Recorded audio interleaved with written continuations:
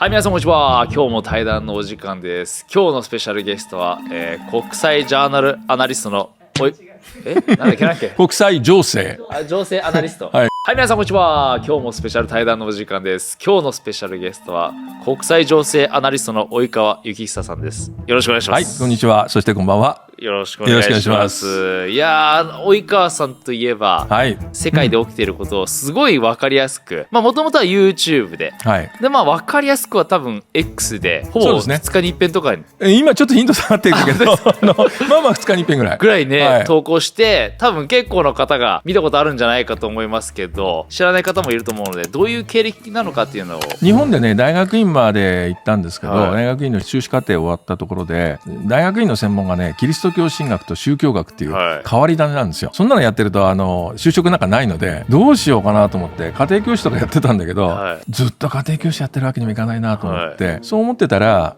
当時日本に進出し始めた外資系の金融機関で、そのうちの一つでその頃アメリカで一番大きかったメリル・リンチっていう会社が、その時一番大きかったんですか。その時はね、アメリカでいわゆるね、機関投資家専門の部分と個人投資家と両方やってるのがメリル・リンチだったんですよ。でそこが日本に現地法人作って日本の学生を取り始めてる時だったんで、それの1期生だったのかな。それで拾ってもらって、で多少英語ができたんで、すぐニューヨークに行けって言われて、ニューヨークのウォール街の本社のトレーディングルームで売り買いしろとか言われてね。まだ20代とかですか。そうです、まだ20代前半でした。だからもうウルフ・オブ・ウォール・ストリートのデカプリドの世界をまさにその時ニューヨークに行ったってことですか。そうなんですよ。でもそれまで経済学も勉強したことないし、株とか触ったこともないし、そこからでもあれですよね、宗教的な世界に入って、そうですね。そこからイギリスの金融機関でロンドンの会社に移って投資の仕事を やってて、それまでずっとね、父がクリスチャンだったんで、ずっとキリスト教の世界にいたんですけど、そこから航空の科学の会員になって、最初は一会員、でそのうち出家しないかって話が来て31に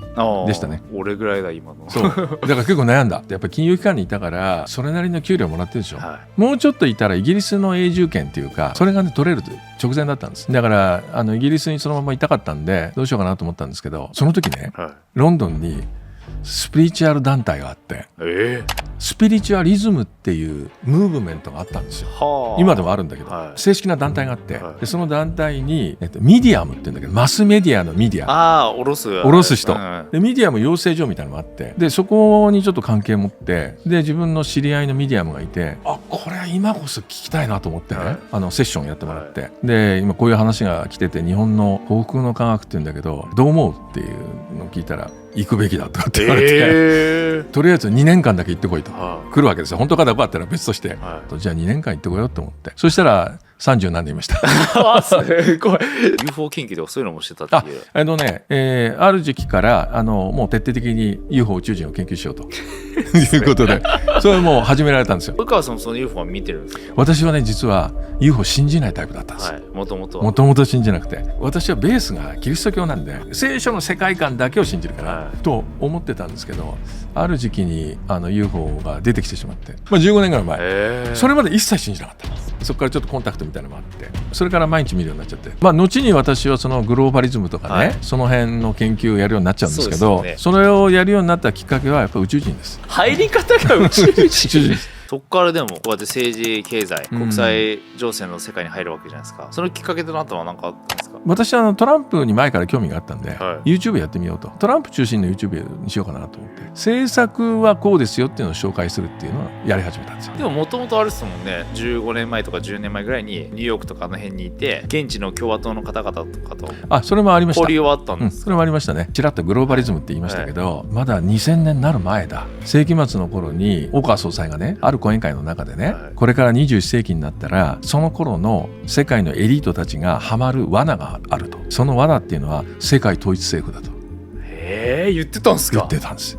罠、それは罠なんだと。ナチズムにしてもソ連共産党も結局世界制覇だったんですよ。天下統一的なことをみんなしたいって、その誘惑に駆られる人が出てくると。でも結局失敗した。これは失敗するんだと。しかし20世紀に必ずその流れが出てきますよと、でもこれ言うのはちょっと早すぎるけどみたいな話をちらっとしたんですよ。預言者ですか。それがずっとあったんですよ。残ってたんですね。ずっとあって、でね、それから2016年トランプが出てきた時にトランプが何を言ったかというと、私はグローバリズムに対する反グローバリズムとしての戦いなんですって言ったんですよ。この時あの時言ってたグローバリズムだと思って、そこで一致したんです。トランプが反グローバリズムなんだと。でそこからずっと興味があってね、その最初ニューヨークの会社に入った時に、そのニューヨークの本社でね、世界中のクライアントを集めて、クライアントエンターテインメントのイベントがあったんですよ。当時あった世界貿易センターの最上階にレストランがあったんです。でそこで朝食会がありますと、ゲストのスピーチがありますと、そこに出てきたのがドナルド・トランプだったんです。40代40年前じゃないですか。今78だから30数年、1988年。やば。血気盛んというか、そうですよね。すごかった。でトランプがその時言ったことがもう今でも忘れられないんだけど、私がなぜ成功したかっていうその成功の秘訣、それを一つだけ話したんですね。それが仕事を愛することだと。だから私は夜寝るのが嫌いだと。早く起きて仕事を早く再開したいと。すごいね。すごいでしょ。ある意味ちょっとイーロンと似てる。似てる、本当によく似てる。でもう一つはアメリカについて、メイクアメリカグレートアゲンって言ってたんですよ。当時から？嘘でしょ。これはね、これね、40年前から。そう、全く同じフレーズ。その頃のアメリカって良くなかったんですか？良くなかったんですよ。っていうのはアメリカは米ソ冷戦でやり合いすぎて経済が疲弊してたんです。疲弊してたんだ。でその時トランプが言ったのは、今アメリカ経済がこれだけ疲弊してる中で出てきた国があると、日本だと。でこのままでいったら日本経済に抜かれる。当時のねニューヨークのビジネス街は日本がアメリカを抜くってみんな思ってました。アメリカが日本に抜かれていいんですかと。アメリカは日本を守るけど日本はアメリカを守んないんですよと当時も言ってたんですか？言ってた。でそれ聞いてて、私だけじゃなくて聞いてる人みんな思ったんだけど、この人大統領みたいなこと言うなと思って。そうっすよね。確かにね。不動産王ですよね。不動産王ですよ。でそこから2016年の大統領選挙に出てきた。でその時に私の公約はメイクアメリカグレートアゲン。これはね本気だなと。なるほどね。この人は。それで言うとやっぱ今熱いのがウクライナの紛争なぜ起きたのかっていう、及川さん的にもう間違いないだろうっていうあれはあるんですか？あれはね、ある時渋谷で街頭演説やってたら近寄ってくる人がいて、ロシア人だったんですよ。ロシア大使館のものですって言われて、やばい人が来ちゃった。やばい人来た、ね、来たなと思って、お話ししたいんですかって言われて、で分かりましたって言って、その人は決して工作員とかなんとかじゃなくてね、ロシアの学者さんだったんですよ。日本研究の方だったんです。喋れる。日本語研究で、私の YouTube チャンネルずっと見てて、その人から私はいろいろ情報をもらうようになったんですよ。どういった情報だったんですか？やっぱりロシアウクライナ実際はこうだよ、実際はこうだっていう。アメリカのディープステートの本当の目的はロシア分割であると。でその分割の地図もできてるんだと。アメリカの国家戦略にとってね、最大の敵はロシアなんですね。国土も大きいし、資源か天然ガスとか、やっぱ資源なんだね。結局資源なんですよ。今起きてるゼレンスキーが2月の28日でしたっけ、ホワイトハウスで、口論の裏事情は資源です。もともとはの時の会合は資源をくれたら助けますよだったんでしたっけ？トランプって結局ね、場合のバイデン政権が200億ドルかな、何十兆円ですよ。ですよね。それを上げちゃったわけでしょ、ね、ウクライナにね。トランプはそのお金を回収しないんです。トランプはビジネスマンだから、本当にビジネスマンですよね。そうただでやるかっていうことなんですよ。ワンヘイもするんだけど、まずは金返せっていう。だけどないの分かってるから、もちろんないですよね。じゃあどうやって取るかっていうと、資源。お前らの資源よこせと。そうで、実はウクライナって隠れた資源大国なんですよね。そうなんですか？そう、ここには石油、天然ガス、その中で特にすごいのがレアメタル、レアアース、これがある。今までそれ採掘してないんですか？してない。その技術がないから。その技術がないのでやってこなくて、農業国だったわけです。農業ばっかりやってた。しかし採掘さえすればものすごいお金になる。それを合弁事業で一緒にやりましょうっていう。なるほど。でそこからの利益を全部もらえますからいいですねっていう。武器支援とかそっちはどうなるんですか？全部止める。止めるわ。それは止めるんですか？実はね、ホワイトハウスでやり合った時点ではまだ止めてなかったんです、武器支援。直後ですよね。直後です。時まではバイデン政権が約束した支援はそのまま続いてたんですよ。だけどあれがきっかけで止まったんですよ。ですよね。焦ってましたもんね。さすがにウクライナも。そうあれがきっかけでマルコ・ルビオ国務長官がブチ切れて、この戦争始まってからすぐ和平の話になってるんです。実は何回も和平の話になってる。でもそのたんびにゼレンスキーが嫌がってましたよね。嫌がったでしょ。それはなぜかというと、ロシアに取られた東部を返せと、これずっと言ってたわけです。それはね、愛国心で領土を奪われるわけにいかないんだじゃないんですよ。じゃないんだね。ここに資源があるからです。それはプーチン分かってるんですか？分かってる。別にプーチンは資源いらないんですよ。自分のとこいっぱいあるから。大量にロシアとの大国があるから、ね、すでにいっぱいあるから。ゼレンスキーにとってはそこが大事だったんですよ。なるほどね。それと戦争が始まるはるか前から、はい、ずっとウクライナを支援してきたのが、はい、イギリスとフランスとドイツ。彼らがなんでウクライナを支援したかですよ。あら、ウクライナは自由と民主主義の国であって、それを悪の帝国ロシアが、侵略したって。そう、これはウクライナを守るためじゃないんだと、我々の民主主義を守るためなんだ、っていう主張ね。いかにも西っぽいことを主張してますけど、そうじゃない。資源です。彼らも資源、レアメタルです。レアアースです。最初からそう。みんなそれが欲しかった。そんなお金になるんですね。すごいお金なんですよ。もう隠れた資源大国。そうなんだ。それでずっと支援をしてきて、最終的にロシアを打ち負かして勝てば全部それをみんなで山分け。ロシアはもともとそれ関係ないじゃ関係ない。NATO とかが東に進むのを阻止するため。そうです。これは防衛戦争なんですよ。彼らにとっては防衛ですよね。防衛戦争です。東にもう一本も進むなんていう約束だったのに、破ったのは NATO なんだけど。全部 NATO ですよね。NATO なんだけど、NATO っていうか過去のアメリカの大統領 CIA やディープステートたちが。ディープステートです。プーチンは普通にメイクロシアグレーターゲン的な感じなんですか？まあそうですね。彼はやってることは全く同じ。プーチンの好きな言葉は国家主権。ロシアとしての国家主権があるんだと。これは誰にも譲らないと。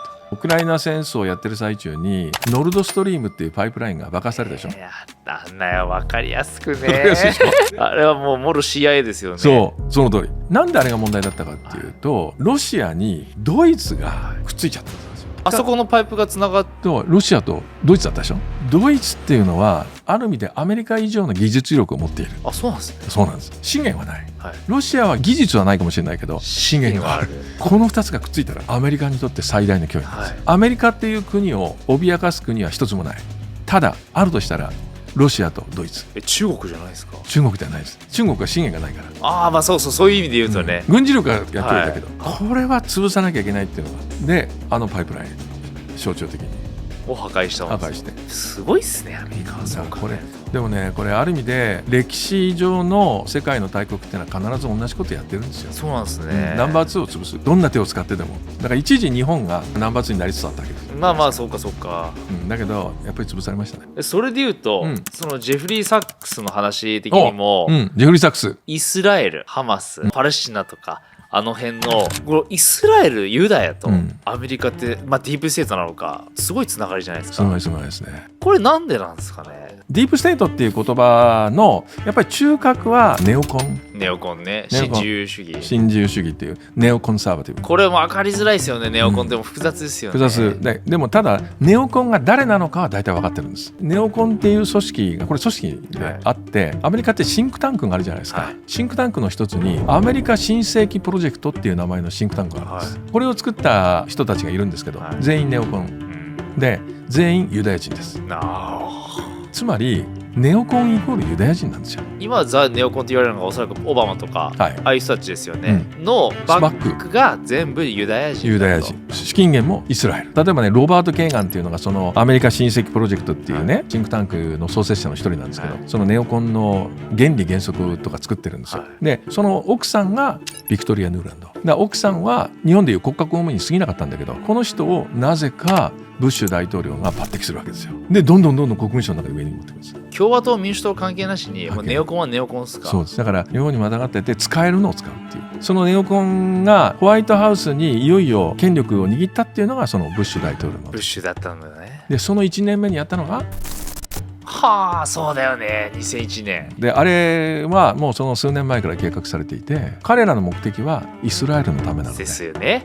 国土を広げたいんですか？そうです。シリアとか、ヨルダンとかおそらくあの辺を全部イスラエル大国にしたいんですか？そうしたい。もう完全にユダヤ教の思想ですよね。そうです。でそれを本当に実現させるのがネオコンで、それを実現させるためにはアラブ諸国が邪魔なんですよね。サウジとかあの辺みんな邪魔。パレスチナの。そうじゃあどうするかっていうと、それぞれの国で政変を起こして転覆させる。すごくないこれ。僕ジェフリー・サックスのそう昨日ちょうど見てて、何でしたか、5年間で7カ国の戦争ですよね。起きてるよく見てますね。いや任してください。よく見てるね。レバノン、イラク、シリア、ソマリア、スーダン、リビア、最後がイランなんです。そうこれ間違いないですかね。だから一番最初に、アフガニスタン戦争を最初始めたけど、 その後すぐやったのがイラクでしょ。2003年。そうイラクと全く関係ない。関係ないんすねあれ。全く関係ない。僕たち的にはなんかありそうなね、あの時ありそうな思ったでしょ、みんな。やったのみんな犯人たちサウジアラビア人ですからなんでイラク行くのっていう。関係ないんだ。関係ない。でもあれを何年も前からこのシンクタンクが計画してた。このシンクタンクのね計画書があるんですよ。そこに書いてあるのはね、5年間で7カ国でレジームチェンジ、政権転覆、これをやるためにはきっかけが必要だと。それは第2の真珠湾攻撃だって。でもイランじゃないですか次って。最後がイラン。イランってやばくないですか。やばい。始めちゃったら、いろんなところ動き出すんじゃないですか。なんといっても核保有国ですから。ですよね。だから目的はネオコンの言うことを聞く政権を作ることなんですよ。ネオコンの言うことを聞いてイスラエルに従う政権。だからウクライナとかもそういう意味ではもうがっつりってことですよね。そうです。それとこの前の番組に出てきた小児性愛がつながるんです。なんでそことつながるんですか。今子供っていう商品が世界で一番金になるんですよね。でそれだけ小児性愛者が多いってことなんですよね。その小児性愛者たちはでも権力者ってことですか。権力者が多いですね。これなんでなんですか。いや権力者ってお金がないと買えないから。普通に行けばもちろん捕まっちゃうけど、彼らはある意味、裏合法的なやり方でってことですよね。でそれを今合法にしようとしてるわけですよ。合法にしようとしてる。小児性愛国連が。それ本当ですか。本当です。どうやって調べたら出ますか。これはね結構出てきます。これは陰謀論仮説。これはもうね陰謀論超えてきました。どの国でも刑法があるじゃないですか。刑法で何歳以下と性関係を持ったら犯罪だって、日本だと16歳とかでした。そうそう。それを今各国の何歳以下っていうのを下げるかなくそうとしてるんです。それをやってるのが国連の弁護士たちです。知らなかった。トランプ政権がね今同時っていうことで、イーロン・マスクが前の政権までやってきたお金の使い方を暴いてるわけですよね。で何百兆削減しましょうみたいな。そうでその中で教育省っていうのがあって、日本でいうと文部科学省。わかりやすい。日本円でいうとね40兆円ぐらいの予算を持ってるんです。すごいな。日本の国家予算100兆円なんだから、じゃあ何に使ってるのかって、全米の小学校で LGBTQ を教える。40兆。そうでその中で特に未成年の子たちに性行為はいいことだっていうことをもうとにかく早く教える。肯定してね。で大人は大人で未成年のことを性行為するのは犯罪じゃなくする。もうそこを需要と供給をうまくマッチさせようとしてるんですね。そうこれが今起きてるわけですよ。でそれを知ってたのがトランプなんですよ。でもエリートたちがみんなそういう思想を持ってるってことですよね。そうです。それは昔からですよね。おそらくでも。でね、ある種子供の生贄なんですよね。で子供の生贄っていうのは実はこの人類の文明の中でいろんな文明にずっとあるんですよね。神とかサタンに捧げる。確かにあるわ。旧約聖書の中でイサクっていう子供がね、神に捧げようって神から言われて、分かりましたって捧げようとするところがあるんだけど、これなんか完全に当時の風習ですよ。でそれが自然だった時代があるんですよね。一見キリスト教が世界に広まったことによってなくなったことに見えるんだけど、全然やってるってことですよね。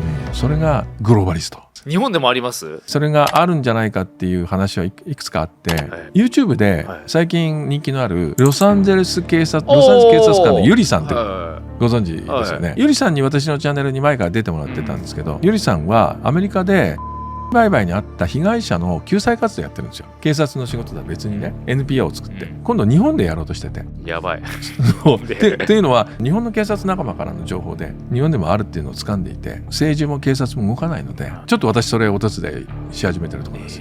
どうなんですか。やっぱりあるんですか、被害っていうか。ありますね。警視庁が毎年発表している行方不明者の数っていうのがあるんですね。ありますよね。でこれ年代別にあって、未成年の行方不明者が年間1000人ぐらいいるんですよ。ちょっと多くないですか。多いです。それが毎年1000人いるんですよ。これもちょっと不自然なんだけど。だってこんな科学技術進んでね、カメラがいくらでもある監視カメラがあって、絶対特定できる世の中じゃないですか。でしょ。もしそれが行方不明になって売り買いされてるとしたら、日本にもそういう犯罪市場があるってことですね。怖いね。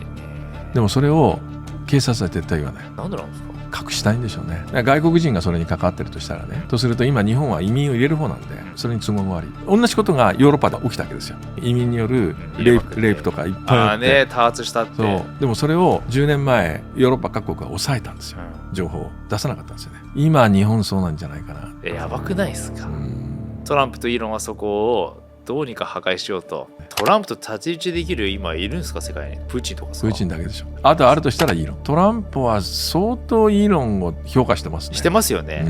まず実績がすごいですよね。まあそうね。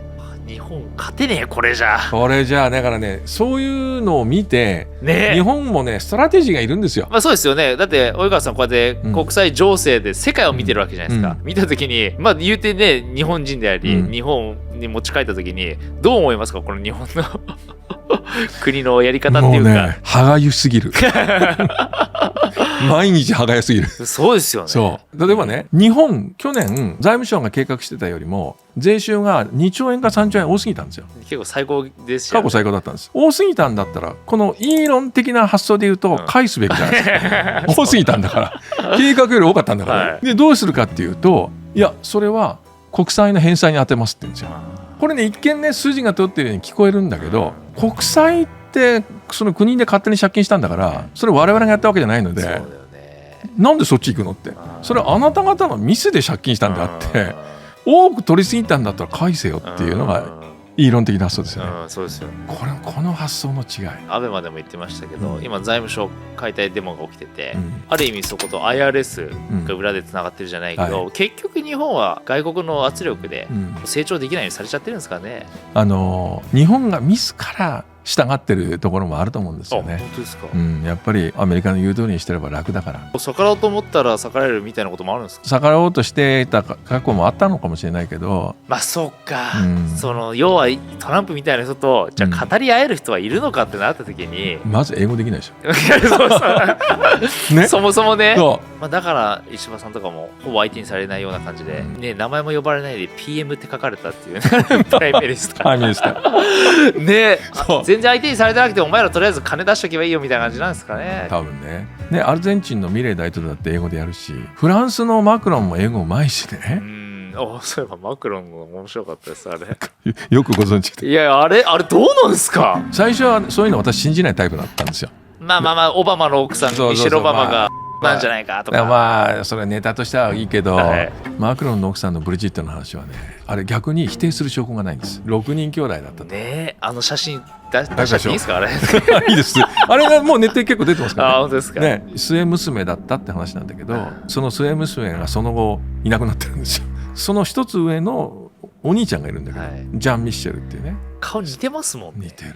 やっぱり不自然だったのが、ロスチャイルド銀行っていうフランスのインベストメントバンク、ここに普通に働いてたサラリーマンですよ、マクロン。ある日突然大統領になるっていうね。で、後付けのストーリーではものすごく仕事ができて、将来の頭取が約束されていて、政界に抜擢されたんだっていう、そういう綺麗なストーリーになってるんだけど、後から出てきた話では普通の人だったと。決してエリートでは何もなかった。むしろあんまり仕事できなかった。ただもうだから操り人形ですよね。そのために抜擢されたんじゃないかって。何そで、この件を今ずっと追ってんのがアメリカのジャーナリストでキャンディス・オーエンズっていう人なんですよ。追ってるんですね。ずっと追ってる。 X のフォロワーが600万人。すごいじゃないですか。ジャーナリストですか。ジャーナリストで YouTube が400万人かな。すごい。多分ね、アメリカのジャーナリストでタッカー・カールソンの次に人気あると思う。そうなんですか。で、彼女がこの件を追って、やばいじゃないですか。やばい。普通だったら殺されますよ。アメリカでやってたとしても殺されますよね。っていうのは英語でやるから。彼女が今まではフランスの独立系のジャーナリストがこの件を追ってたんですよ。そのうちの一人は亡くなってます。これめくれたら何が一番やばいんですかね、この話。この小児性愛っていうところに繋がっちゃうんですかね。この発信源がどこかっていうのがだんだん分かってきちゃうっていう、そこが結びついちゃうんですよね。ぶっ飛んでるでしょ。ぶっ飛んでますよね。なんかでもジェフリー・サックスが言ってて、ソース的にどうなんだろうと思ったのが、アメリカが中国と戦争したかって、2027年まで。あれ確かですかね。やっぱりこれは陰謀論というよりも大国としてのルールというか、やっぱりナンバー2は潰さなきゃいけない。そうしないと逆にやられる。攻撃は最大の防御って言うけど、そうこれバイデンであろうとオバマであろうと、逆にトランプであろうとね、アメリカとしては今の地位をもし確立するためなら、やらざるを得ないんでしょうね。だから今ある意味ブリックスがすごい状況になってきてるじゃないですか。そことの対西みたいな感じになってきちゃってるじゃないですか。なりますね。第3次世界大戦がすごい近いっていう、となるとね、私は答え1個しかないと思うんです。なんですか。中国共産党解体です。内部から解体させる。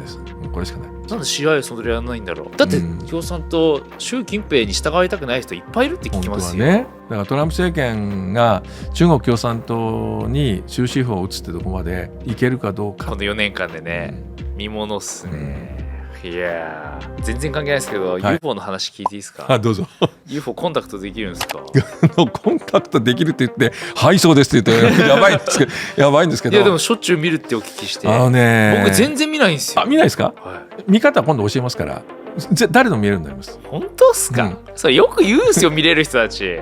見れる人ってね、みんな共通点があって、同じようによく見る人と会うんですよね、はい、不思議と会うんだけど、はい、お互いの共通点はしょっちゅう空を見てるっていう。やっぱ見てなきゃいけないんですよ。夜空をしょっちゅう見るっていうね。夜空を見て、そしたらそこはもう宇宙なので、もう素敵なことそこはもう宇宙ですね。宇宙でしょ、はい、宇宙空間でしょ、はい、だからもう宇宙に浸る、すごいある種瞑想的な、そういうことですね。宇宙瞑想です。流れ星があったりとか銀河が見えたりとか、目が慣れてくるんで、でその中にふわふわするのが出てくるんですよ。いいな。成功法則あるんですか、及川さんの中で？クラシックっていう意味で言うと、120年ぐらい前にこういう潜在意識の法則っていうのが言われるようになって、はい、それが結構ね代々続いてきていて、はい、だから普遍的な法則がやっぱあるんだろうなと。今及川さんが言うのはどういう部類の成功？私はね、他にすがらなくてもいい自分になってる。もうこの本もそうですけど、結構あれですもんね、その国際情勢系かと思いきや自己啓発寄りの必要だと思って、今の日本人に今救いを求めてる、やっぱり政治が良くないでしょ。良くない。じゃあ頼れるものは何かって言ったら自分しかないと思って、この本のテーマは Be Independent。 この時代ですからね、だからつまり誰かに支配されないね。選挙になると一人いくら配りますよみたいな、はい、これ完全に支配しようとしてるので、そんなのくれなくていいから税金返せ税金取るなもうそうですよね。その方がよっぽどいいですね。この考え、僕もだからパニック障害になって毎日見てたんですよ、そういうの。もう洗脳したんですよ、ある意味自分を。そうなんだ。いい意味で洗脳していったら、もうそっからたまに言うんですけど、2年ぐらいもう完全にその軌道っていうかその状態の自分になったら、向こうから現実からやってくるんですよね。それまさにそれ一緒っすか？引き寄せ。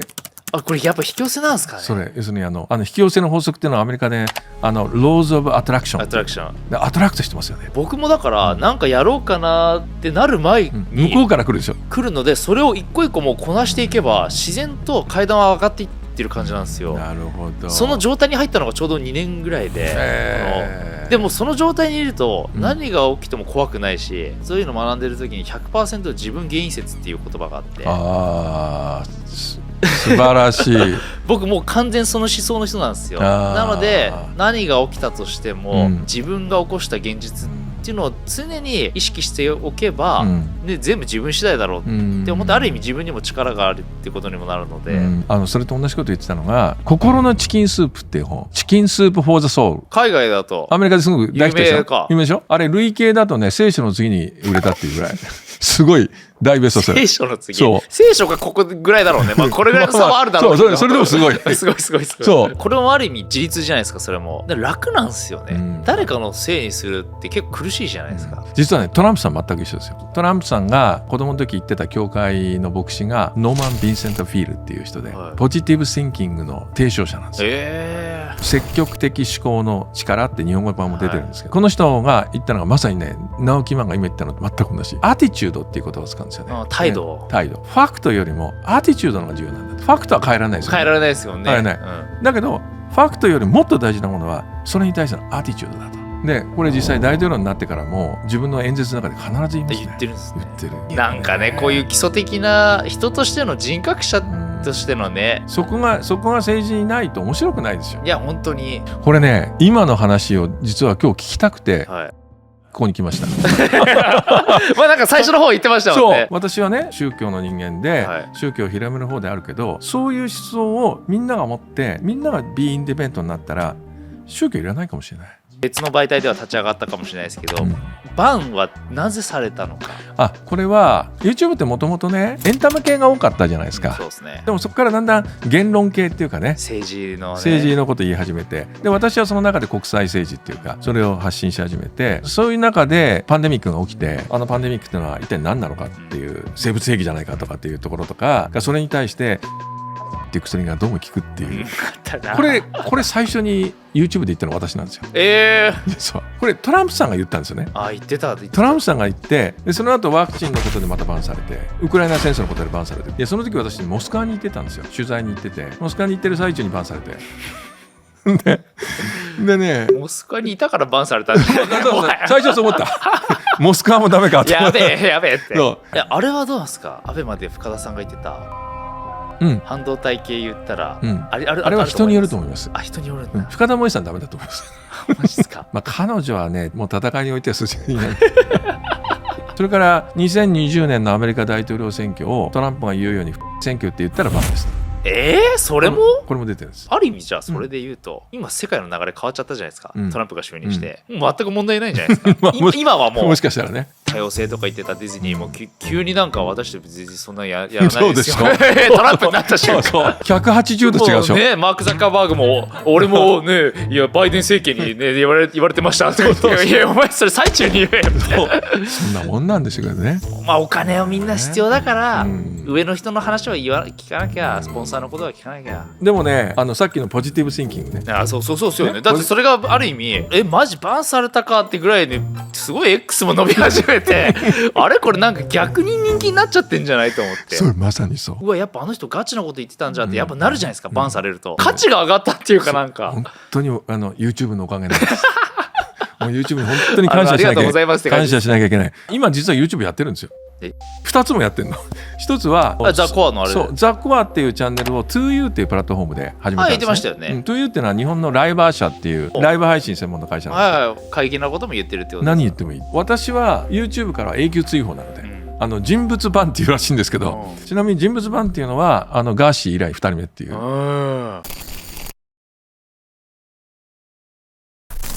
他のあるんですか。宇宙時代がやってくるいつっすか。近々。どういう宇宙時代ですかね。つまり UFO が見えるっていうだけじゃなくて UFO の中に乗ってる人たちとダイレクトコンタクト。でもそれなんかみんな最近本当に言ってる。かつてね一瞬そういう時期があったらしいんですけど、それがね1980年代米ソ冷戦の時代、アメリカがレーガン政権だったんですよね。ロナルド・レーガン。レーガンでまさにソ連とバチバチの時に国連総会で演説したわけですよ。ソ連の代表もその辺にいる中で、今我々は米ソ冷戦で今にも核戦争が起こりそうなね時代を生きてると。もしね地球を攻めてくる宇宙人がいたとして、そしたら彼らは地球の中で内部でやり合ってくれた方がいいだろうなって。だからその目で見たら今我々は対立し合ってる場合じゃないかもしれません。こういう話です。そのスピーチの前にレーガンは宇宙人と対談してるって話があるんですよ。マジですか。そういう都市伝説で、実際ねレーガンはUFO 見てるんです。飛行機の中で見てる、事実として残ってて。僕の夢は、地球代表してコンタクトして、みんなにこうらしいよ世界はっていうことなので。それ直木マンかもしれないそれ僕の夢です。もうこれそんな話があったらぜひ呼んでくださいね。頑張ろう大丈夫そうですか。そんな感じで、ありがとうございます。またなんか今後もねいろいろ世界情勢教えていただけると嬉しいので、また直木マンショーの次の都市伝説楽しみにしてます。わかります。ありがとうございました。今日はありがとうございました。